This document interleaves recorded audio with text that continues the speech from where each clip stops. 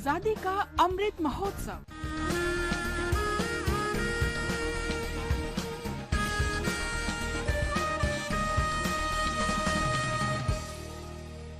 Azadi Ka Safar with AIR News. Birth of a Nation. India's glorious freedom struggle is one of the greatest struggles the modern world has ever witnessed. AIR News brings you a glimpse of this struggle every day.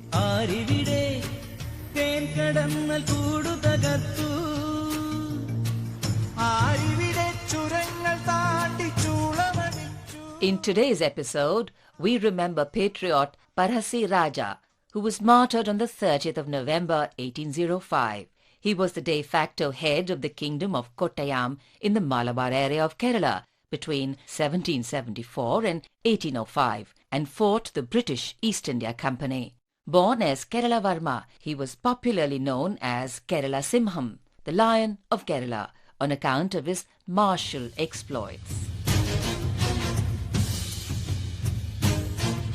In 1792, the East India Company acquired control of the Kottayam area and appointed Veera Varma as the Raja of Kottayam, surpassing Parhasi Raja's claim to the throne. Veera Varma, who was Raja's uncle, imposed exorbitant taxes on peasantry to meet the revenue targets fixed by company authorities. In 1793, Raja, who was always opposed to the company's rule, led a peasant mass resistance against this economic exploitation. In 1796, the company tried to arrest Parhasi Raja, but he fought back, using guerrilla warfare, forcing the British to sue for peace. In 1797, however, the conflict was renewed in 1800 over a dispute on Wayanad. Parhasi Raja was forced to take refuge in the wilderness of Wayanad, where he organized the Kurichia tribes and, using guerrilla warfare, created many difficulties for the British forces.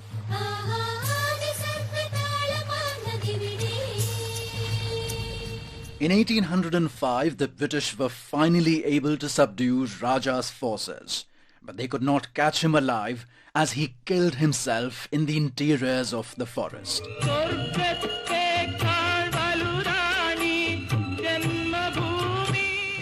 AIR salutes the valiant warrior king, Parhasi Raja.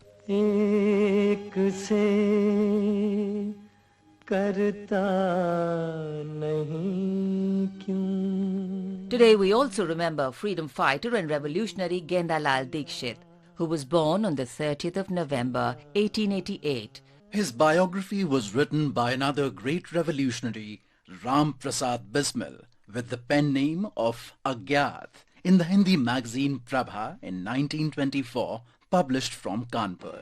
Gendalal was born in Uttar Pradesh and was a teacher by profession. When Lord Curzon ordered the division of Bengal, a Swadeshi movement arose throughout the country, and Gendalal got inspired by the writings of Bal Gangadhar Tilak. He took leave of absence from his job and went to the nearby princely state of Gwalior to encourage youth towards the freedom movement. He established the Shivaji Samiti as a means to this end and engaged in guerrilla warfare against the British forces. He also actively collaborated with Ram Prasad Bismil and helped Bismil in expanding operations of his organization Matri Vedi in the city of Shahjahanpur, Uttar Pradesh. वक्त आने पर बता देंगे तुझे ओ आसमां हम अभी से क्या बताएं क्या हमारे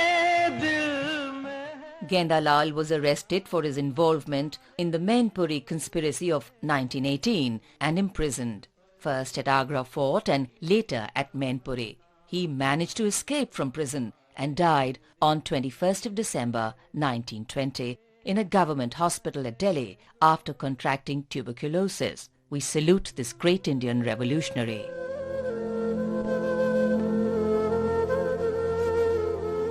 We also remember the leader of the pre-Gandhian era, Ramesh Chandra Dutt, who died on the 30th of November 1909. Dutt was a moderate himself, but it is said that through his criticisms of the economic policies of the British government, he contributed significantly to the growth of political radicalism. R.C. Dutt was the second Indian to clear the ICS exam after Surendranath Tagore. He resigned from service to help create public opinion in India and England in favour of reforming the government of India by pointing out its mistakes and suggesting measures, including gradual institutional changes and greater participation of Indians in all branches of administration. 3 publications by Dutt dealt with the economic effects of British colonial rule in India. Dutt chaired the 1899 session of the Indian National Congress. We salute this great Indian. That brings us to the end of this episode of Azadi Ka Safar with AIR News. See you in the next episode tomorrow.